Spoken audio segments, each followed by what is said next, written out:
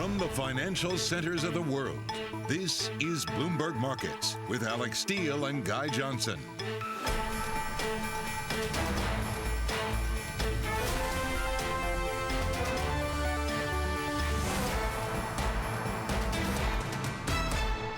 It is 10 a.m. in New York, 3 p.m. in London, 30 minutes into the trading day right here in the U.S. From New York, I'm Alex Steele. My co-host for today, Francine Lacroix. Guy Johnson is still off, that guy. So, Francine, yes, we have record highs for the NASDAQ and for the S&P, but I gotta say, volume is so light, even here in the U.S. I know, and volume is even lighter here in Europe, Alex. First of all, good afternoon and good morning to everyone watching us. This is because of the UK bank holiday. It's, traditional in August. That's the last time that European traders go away. So thin volumes, which is why we're seeing maybe some of these moves a little bit exacerbated compared to a normal day, say September, October. It's such a good point, and very big holiday week for most travelers. But within the market, Francine, there's some interesting things we want to take a look at here. So first of all, when you have the S&P up by 0.2%, but it's tech, it's healthcare and consumer discretionary leading the way. So tech outperforming, when you have that happen, you feel like maybe that is somewhat of a growth scare. 10-year yield pretty much goes nowhere. We're now below the level that we traded at the highs of last week. The dollar index pretty much goes nowhere. A lot of the action, though, definitely going to happen within the commodity market because you have gasoline futures up by 0.5%. The spread from Hurricane Ida and the destruction it leaves in its wake from a commodity perspective, whether refineries for oil, oil rigs, or petrochemicals, for example, are definitely going to have a short-term, medium-term effect. We'll break that down throughout the next couple hours, Francine. Alex, we're getting a little bit of data out of the U.S. Pending home sales, worse than expected, down some 1.8% for the month of July.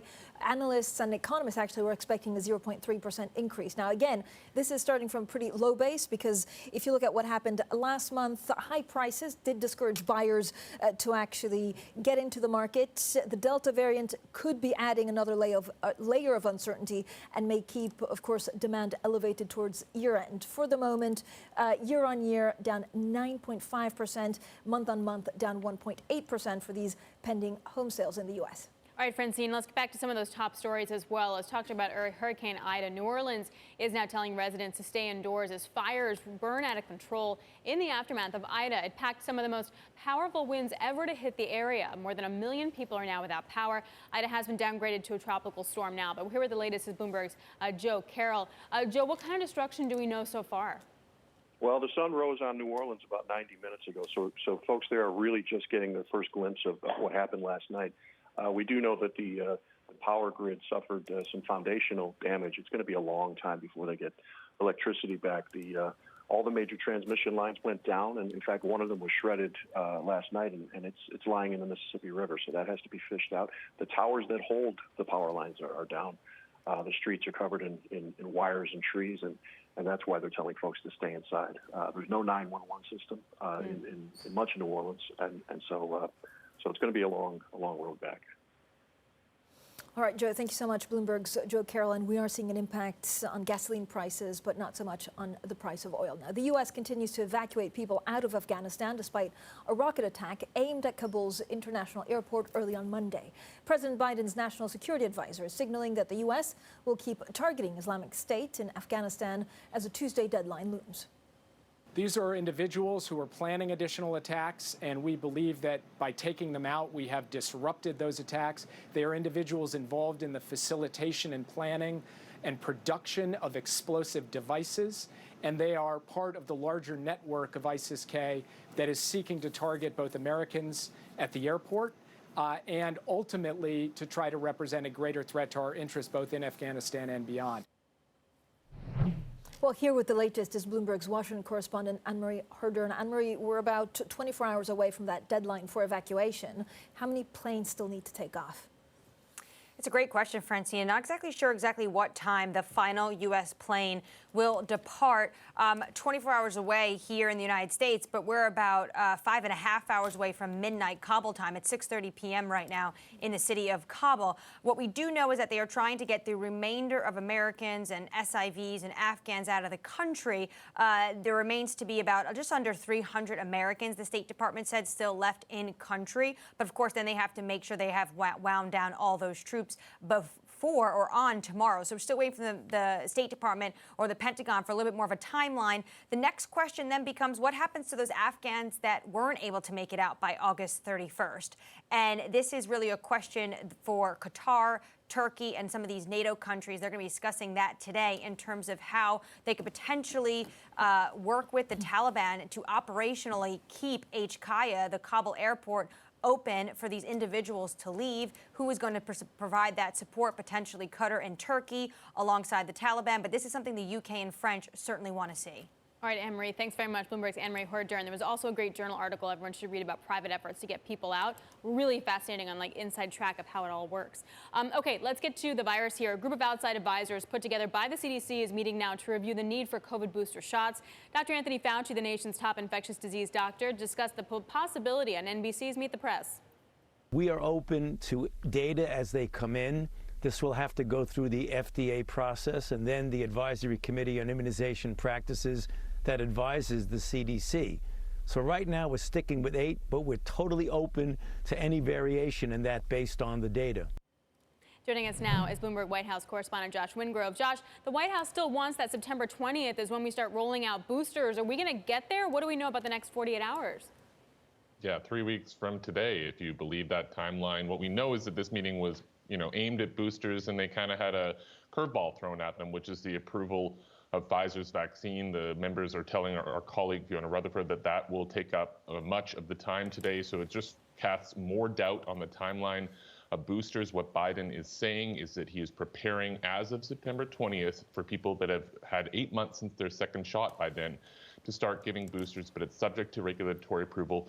We just simply don't have it yet. And as you mentioned, the timeline could still shift. For instance, Joe Biden said last week that he was considering shortening it to as many as 5 months. His staff pumped the brakes on that afterwards, saying essentially they're just looking at everything, including a recommendation from Israel, where of course a lot of the data on breakthrough cases is coming from, that they should in fact move sooner on boosters.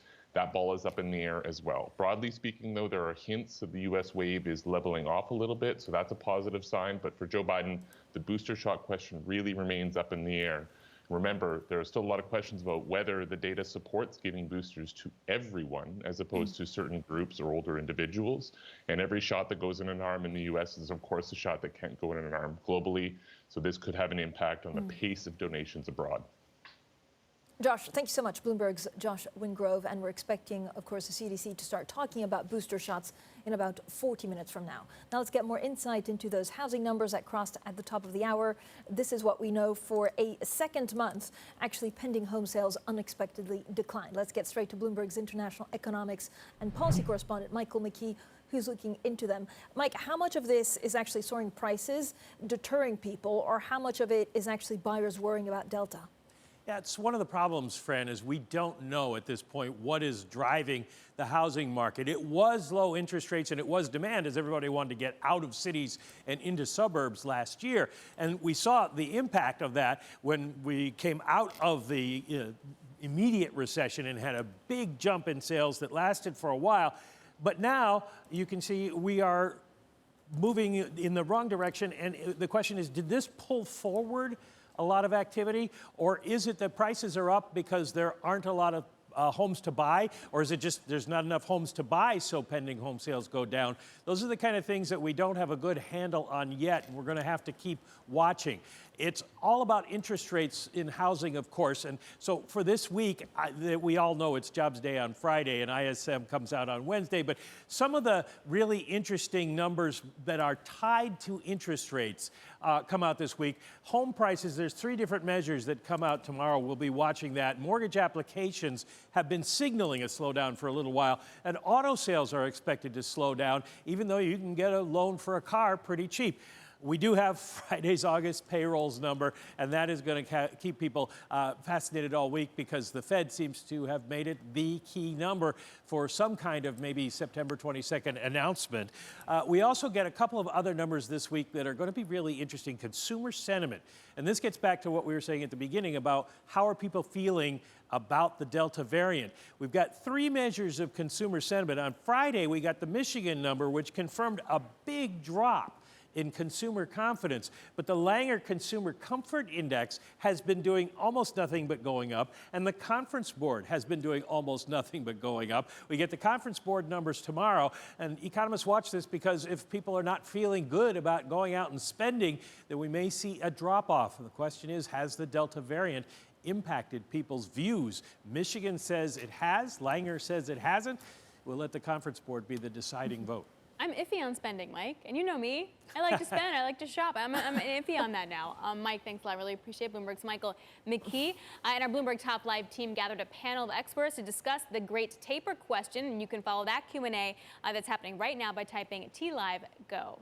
All right, coming up, stocks extending their August rally, although volume pretty pitiful after hitting a record after Fed Chair Jay Powell's remarks on Friday. Was it a dovish taper? We're going to get more with Margie Patel, a Wells Fargo Asset Management Senior Portfolio Manager. This is Bloomberg.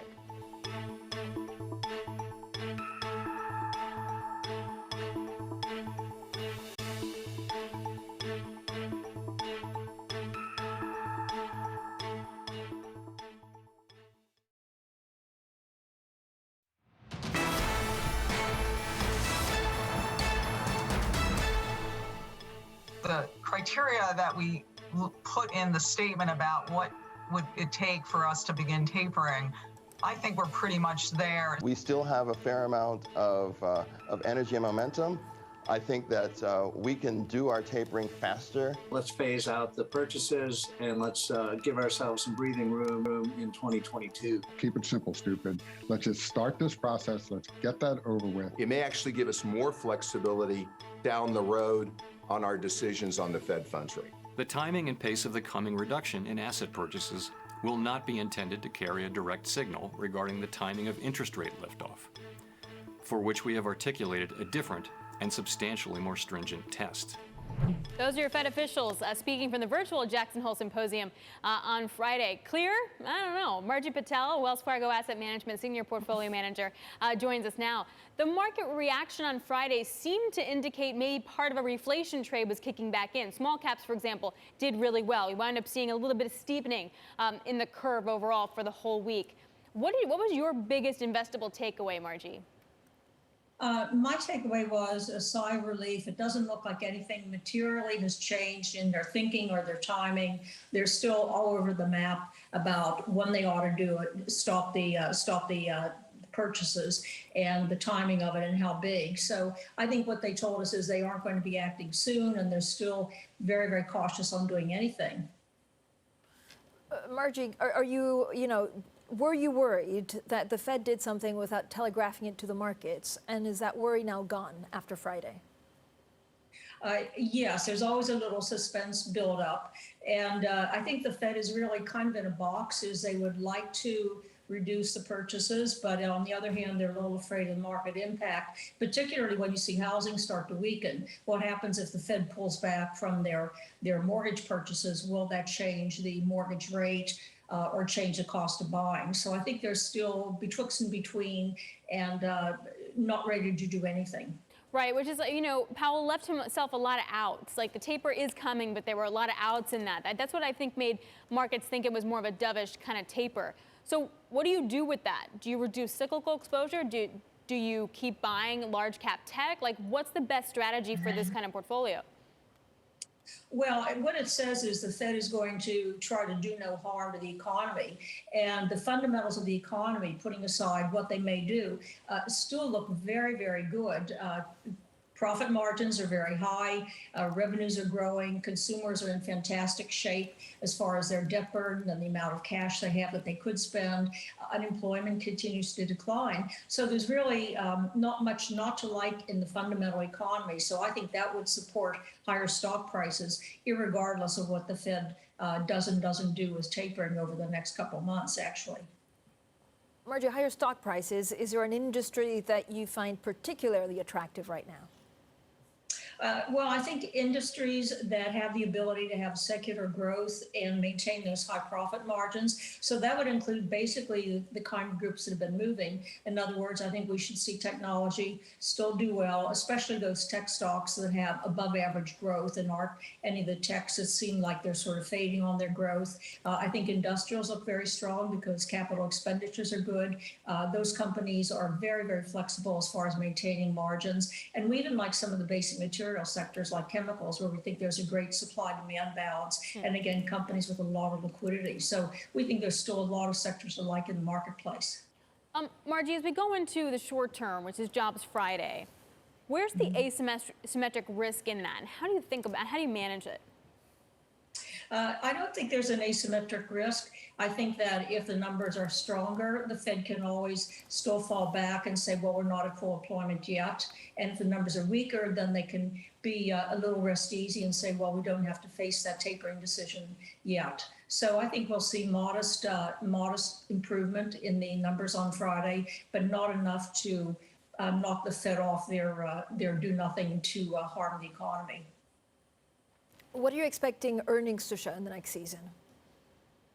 Well, the second quarter turned out to be very good, and with a large number of companies outperforming and also maintaining their profit margins. So frankly, it looks like more of the same. We may see the growth rate slow down from that huge bounce back we had of COVID recovery, but certainly a growth rate of, say, 4%, I think is enough to justify higher stock prices, because we'll see growing revenues in those sectors that have secular growth. And also, again, I think that margins will continue to surprise by maintaining themselves at very high level. Companies really have fundamentally changed how they operate. So I think that will be enough to keep the market moving. And then, again, looking for companies that can grow their earnings will be the name of the game. Less of these macro themes that we've had for the last year or so. Hey, Margie, before we let you go, we want to ask about China in particular. This kind of also feeds into it. Like, the Chinese ADRs have been having a really rough time of it here in the U.S. The latest crackdown on technology over in China has been kids now can only play 3 hours of video games a week, which if you're a parent is just like disastrous if you need to like take a nap or something. But I wonder, is China investable? And if it is, how do you do it? Well, I personally think it is not investable because it's basically a government-controlled economy. There's a lot of opacity to the structure and the profitability. And really, when we look at growth in the U.S., as China slows down, the U.S. speeds up. I think the U.S. is competitive almost on a growth basis. And certainly as far as having the best market, the best companies, we still think that the U.S. is the best place to invest.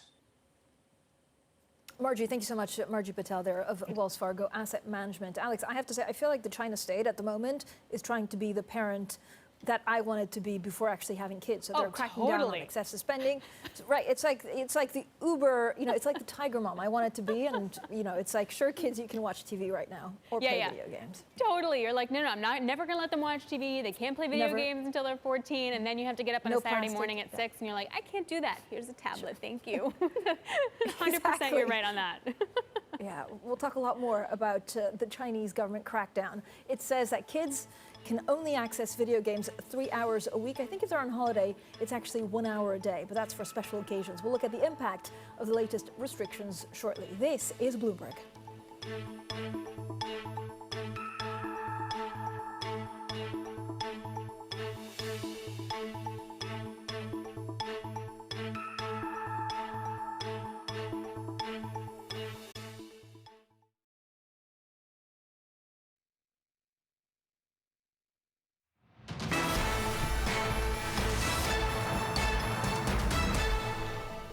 It's time for the Bloomberg Business Flash, a look at some of the biggest business stories in the news right now. I'm Ritika Gupta. Toyota has reported record sales for July. Strong demand for SUVs and hybrids in the US boosted the Japanese automaker's deliveries by 15% from a year earlier. Toyota is planning to cut production by 40% in September due to parts shortages. Baxter International reportedly is in talks to buy medical equipment maker Hill-Rom Holdings. According to Dow Jones, the price would be about $10 billion. A month ago, Hill-Rom rejected Baxter's offer of $9.6 billion. And Alibaba is moving to resolve a sexual assault case that has rocked China's tech establishment. The e-commerce giant has fired 10 staffers for publicizing an employee's account of assault allegations against a former manager. Alibaba's CEO has said the company's handling of the complaint was a humiliation. And that is your latest business flash. Francine.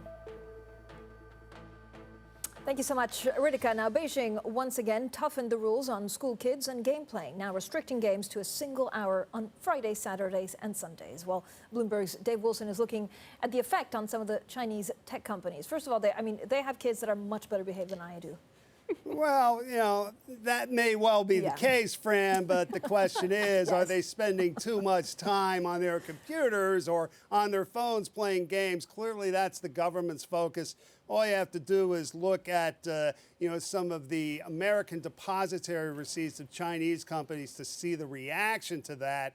I mean, you look at NetEase, it's taken a hit. Bilibili, another one. Tencent Holding, which gets about 30% of its revenue from the game business. I mean, all these ADRs are lower in response to this latest edict. Now, bear in mind that, starting a couple of years ago, the government limited minors, so I'm presuming children under 18, to an hour and a half a day most days. So now you're talking about 3 hours a week. This is according to the state news agency Xinhua, citing a government report. Specifically 8 p.m. to 9 p.m. Local time as it happens. Yeah, you get the extra hour on a holiday. So, it's all about trying to rein in these companies. And, there's a real concern about, our children growing up and not sort of, focusing on the things that the government leaders would want them to focus on. I mean, that's really as much as anything the issue. And this has been evolving over some time. You go back 4 weeks ago, you had that editorial that talked about online games as spiritual opium. I mean, that phrasing was later taken out of the commentary nonetheless. I mean, the idea stuck. Then, you had calls for an end of industry tax breaks. You had state media talking about rules on the content to make sure it would be historically accurate. And so now you have this latest move. So this is something that's been building for some time. You can even go back to July when a couple of game streaming companies were thwarted in their attempt to merge by the government. And so there you go. I mean, revenue, people were expecting it to come down, specifically the firm Nico Partners, that the growth will slow as people just don't spend as much time playing games, at least young people. Can you imagine the overload at like 8 p.m. when you get to play that 1 hour? Okay, but online gaming, Dave, is just one piece of that bigger regulatory puzzle that we've been seeing in different areas that are getting cracked down on, right? Oh, absolutely. I mean, we've seen it in all kinds of areas, whether you think about the ride-hailing service DiDi Global or the food delivery company Meituan or, any company that collects a lot of data. I mean, because there's been a real focus on, the security of that data, presumably also government access too. But you can point to all kinds of companies, and it's not just Tencent, which is down, Alibaba and all the rest. All right, Dave, thanks a lot. Really appreciate it. Thank you so much for joining us there. All right, coming up, it is the scramble to evacuate people out of Afghanistan. That's continuing as the deadline to exit looms. Jennifer Matashasvili of the University of Pittsburgh will be joining us next. This is Bloomberg.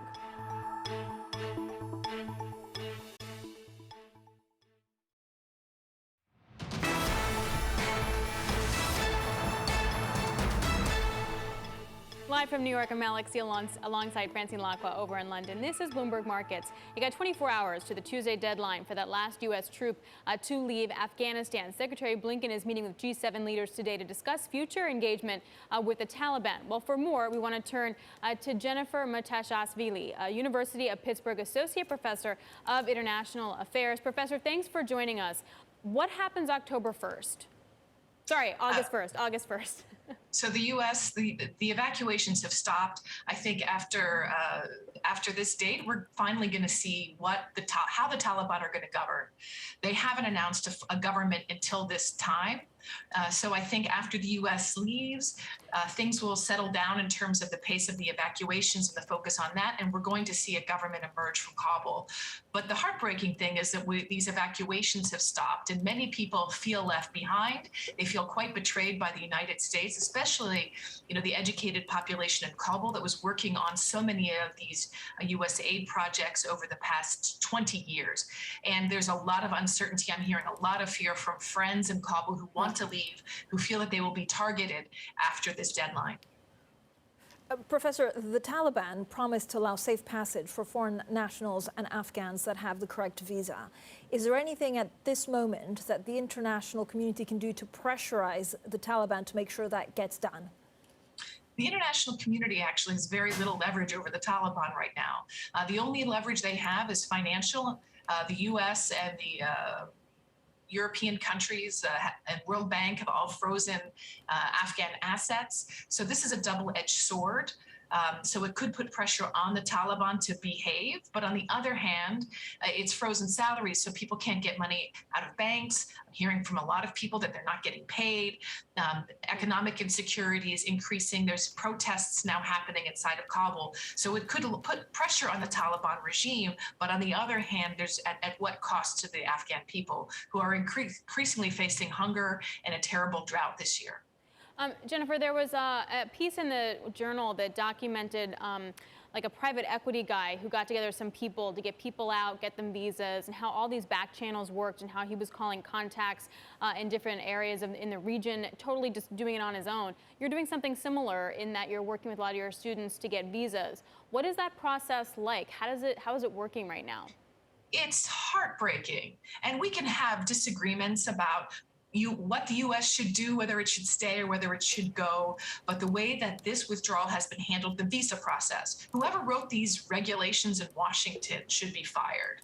It has caused so much heartache for people. We have 70 volunteers at the University of Pittsburgh who are helping Afghans apply for this asylum visa that wasn't announced until August 2nd. And what our students are doing is helping Afghans get work verification, so that they can apply for asylum.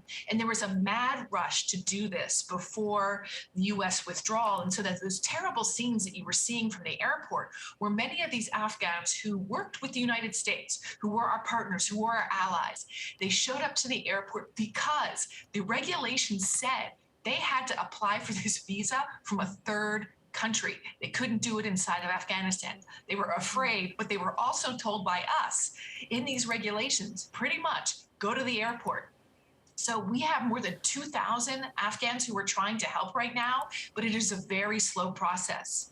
And it's unfathomable to me that this aspect of the withdrawal should have been planned much, much better. We've been withdrawing from Afghanistan for years now.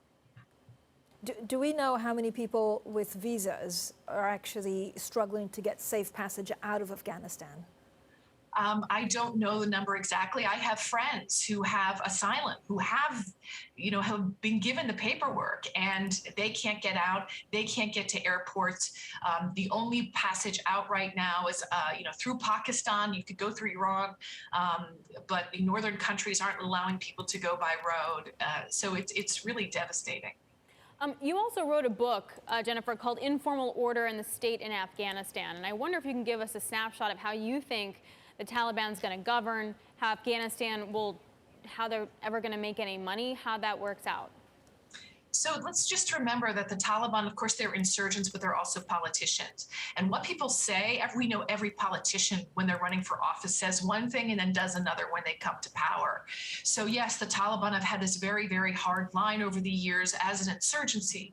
When it comes to governing, they're going to have to moderate. So I'm not saying this is Taliban 2.0, but they have a very different population than they had 20 years ago when they ran the country. We see this in foreign policy, and this speaks to money directly.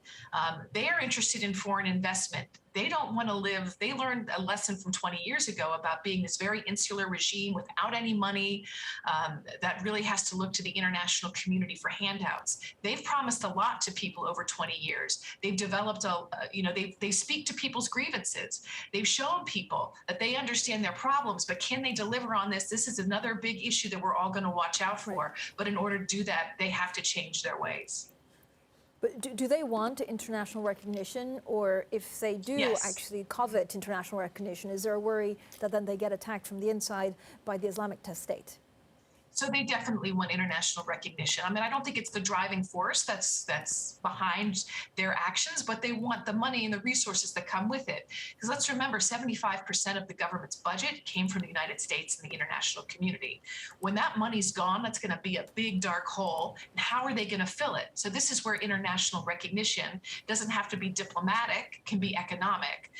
This is where it really plays an important role, and that's where the Taliban is going to be looking to other countries to fill a trade gap, an employment gap, all of the things that it's going to that will help it do the things that it needs to do to govern and to deliver. All right, thank you.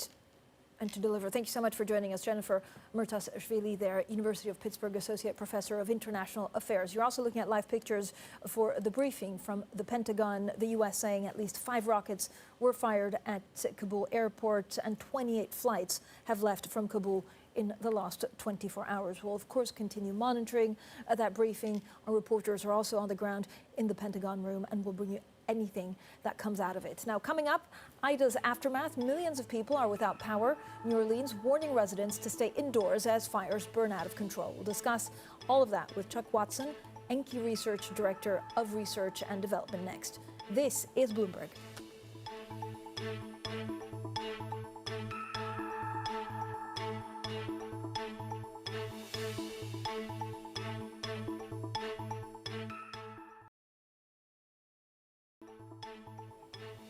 This is Bloomberg Markets. I'm Ritika Gupta, and you're looking at a live shot of the principal room. Coming up, an exclusive interview with Craig Billings, the Wynn Interactive CEO. Catch that at 2:30 p.m. in New York, 7:30 p.m. in London. This is Bloomberg.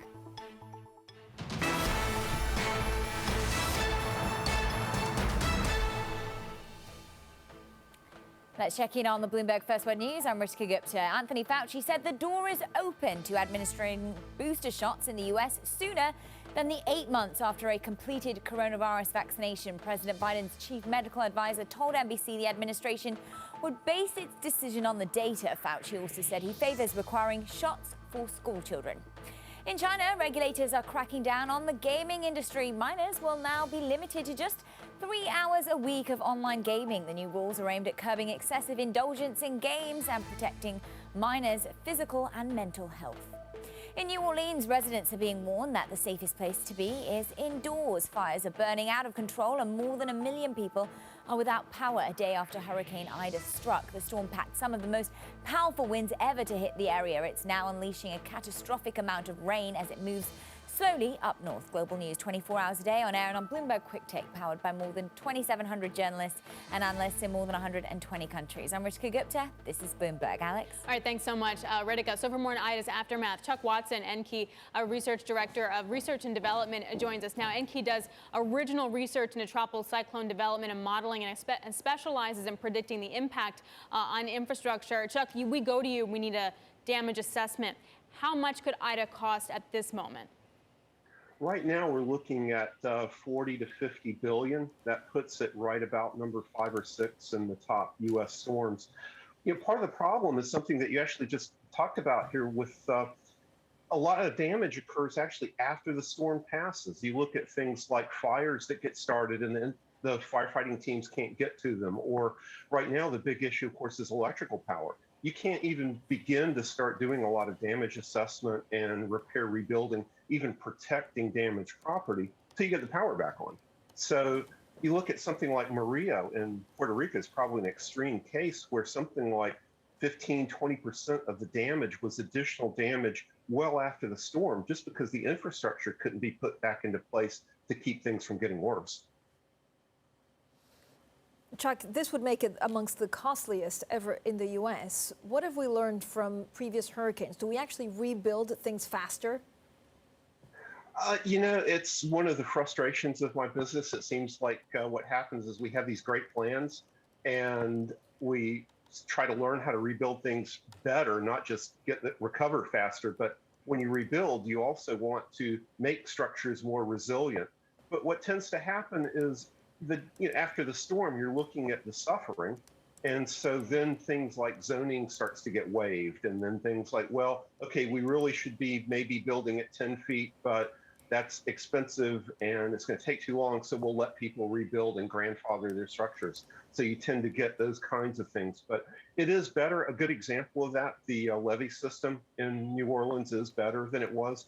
They lucked out. The storm started to drift toward the right, more toward the city.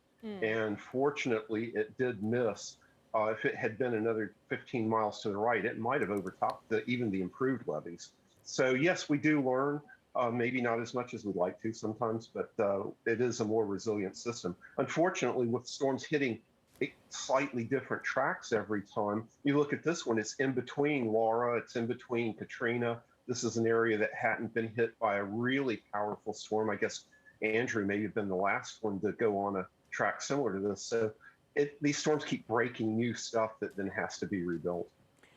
Chuck, part of the issue in terms of some of the infrastructure is refineries right now. Like some of the rigs might not have gotten hit as hard. For example, some pipelines have shut down, but the petrochemical industry could get hit quite hard on this, particularly as the storm kind of veered a little bit, as you were just talking about. Yeah. Do you have an assessment on what could happen to that particular industry and kind of how long it takes to restart production?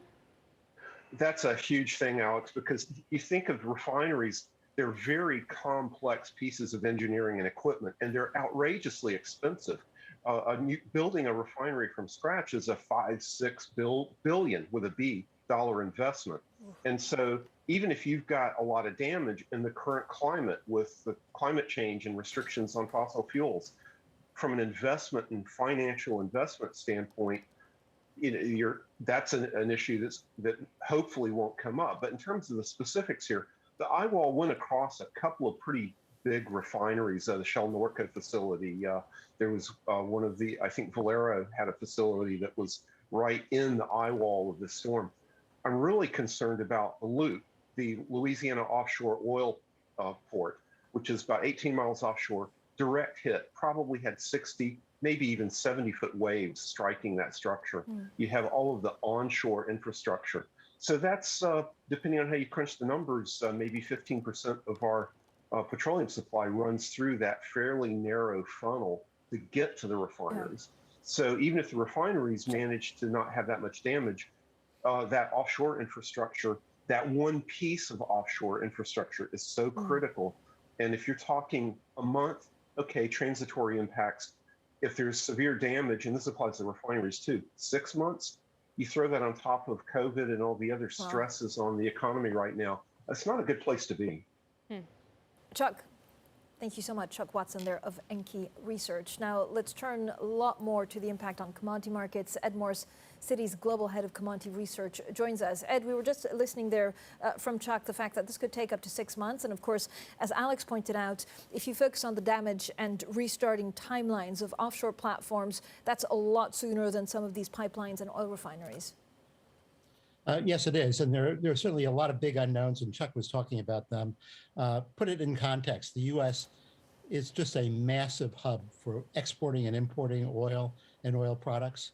We have one terminal in the entire country that can import from a VLCC, and that's the Loop, the Louisiana offshore oil platform that Chuck was just talking about. A 6-month delay in bringing that back will have global repercussions. We don't know whether we'll yet, but this is where we are. We're assessing what's happening, and the coming days will tell us whether oil prices should be going up or down. And in the meantime, they haven't decided which way they're going to go. Hey, Ed, what product is tightest right now? Gasoline is undoubtedly the tightest product. It's got the highest margins. We think we're coming off the end of gasoline season. It's hard to know what a post-COVID world gasoline season is, but our gasoline demand has been very, very high, and the margins have been high, and now we've got up to 1.9 million barrels a day of refining capacity that's down for a period of time that we don't know. So that'll have implications across the country and across the world. The U.S. is a massive gasoline exporter as well as a consumer. So the repercussions are pretty large. So Ed, how much higher could we see gasoline prices go? You never know how much higher something's going to go. So I hesitate to say it, but I think the direction will be there. And we have to remember that financial market participants are very lightly positioned at the moment. And if we start to assess damage and see that the loop is not coming back, and let's say 750,000 barrels a day of refining capacity is not coming back, we're going to see financial markets boosting both the underlying price of crude and the price of products. So we'll see the underlying going up, and we'll see the spread between where the gasoline is pricing and where oil is pricing widening. Hey, Ed, this week we're going to have an OPEC Plus meeting. Is what's happening change the trajectory of OPEC Plus gradually adding more oil back into the market? I think it is creating a little bit of a dilemma. We saw comments from the new Kuwaiti oil minister saying, well, maybe we're going to not put oil in the market. But I think on the whole, it reaffirms that they're going to go ahead with their plan and confirm not only for September, but also for October, as far as markets are now concerned. So I think it's sticking to the plan. And the plan, in terms of our calculations at least, still leaves oil in deficit, still leaves there being a stock draw through the rest of this quarter and through next quarter as well. And I've heard from conspiracy theorists in the markets, so they're still mainstream, that actually OPEC could do, something different just because of Afghanistan, and they don't feel like the U.S. is no longer the policeman to the world. Any truth in that? I think there is some hint of it from the conspiracy theory perspective. There's no doubt that Saudi Arabia, they had a foreign minister, actually the defense minister, visiting Moscow a little over a week ago and signing a military agreement for buying military equipment. That's something that they would not have done 3 years ago or 2 years ago. So I think they're looking at their options, but I don't think it's going to enter the oil market right now. I think they are looking to preserve the relationship with Russia, Russia preserving the relationship with them. And I think the Saudis and the rest of OPEC Plus are just going to go ahead, deliberately put more oil in the market. There's certainly disagreement among them in terms of what the ideal price is. You might say with WTI at 68 plus and Brent at 72, that's a good price for everybody, and I think they want to preserve it. And rather than tighten the markets, keep it where they are, and that means putting more oil back in at the pace they're doing. Hey, Ed, what's your degree of bullishness in the oil market right now? Yeah, I'm bullish for the next 3 months. I must say that next year is a challenge. It will be even more of a challenge if there is a JCPOA agreement and the U.S. and Iran return to it. Iran could bring 1.5 million, 1.8 million barrels a day back into the market. That is still a wild card. It's less probable right now than it seemed to be 3 months ago, but that's an awful lot of oil. We have the U.S. really coming back. It's a debatable subject how much the U.S. is coming back. But if you put a number like 600,000 barrels a day, which I think is kind of in the middle of consensus on the U.S. return, that's 2 million barrels a day of non-OPEC oil likely to come into the market next year. Add the Iranian crude to that, and I'd be a real bear for 2022 and 2023. Ed, thanks a lot. Really appreciate it. Really nuanced view. Thank you very much, Ed Morris. Thanks, Alex. Over at Citi. Also, some breaking news for you from the Advisory Committee on Immunization Practices. That's an advisory panel that's undergoing here. They said that the priority should actually remain vaccinations before boosters, and that the booster priority is preventing disease in at-risk people, but it should stay on immunization for those unvaccinated. So a little bit of difference there than maybe what the Biden administration has been pushing for, which is sort of boosters nonstop. This is saying we got to vaccinate everybody, and then we can worry about boosters there. So, Francine, we'll see how that plays out as the Biden administration has made a really big push 8 months after, starting September 20th, get your booster.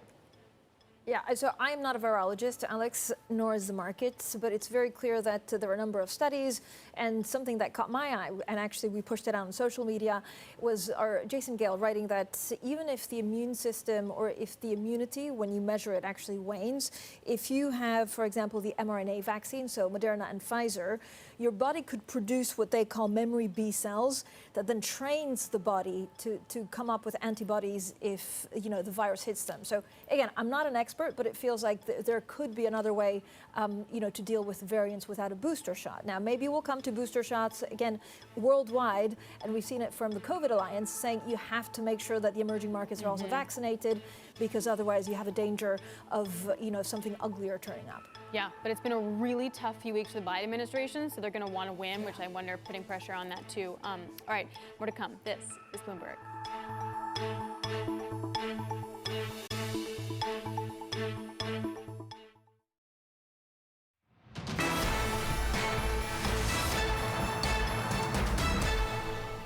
It's time for the Bloomberg Business Flash. A look at some of the biggest business stories in the news right now. I'm Ritika Gupta.